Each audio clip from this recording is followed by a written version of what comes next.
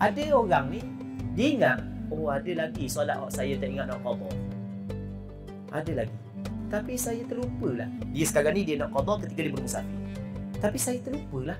Solat tu saya tinggal ketika saya berada di kampung ke ketika saya bermusafir. Dia syok. Syok solat itu ditinggalkan ketika bermusafir ke ataupun ketika bermukim. Tapi dia nak qada ketika dia bermusafir.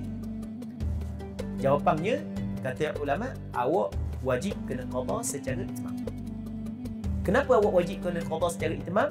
Kerana qasa itu adalah rukhsah. Tadi kita ada sebut kaedah fiqh, ar-rukhasu la tunaqu bisyart. Rukhsah syarak tidak dicapai, tidak boleh diambil, tidak diikatkan dengan syak. Ketika awak syak, boleh ke tak, maka diambil hukum asal tidak dibolehkan.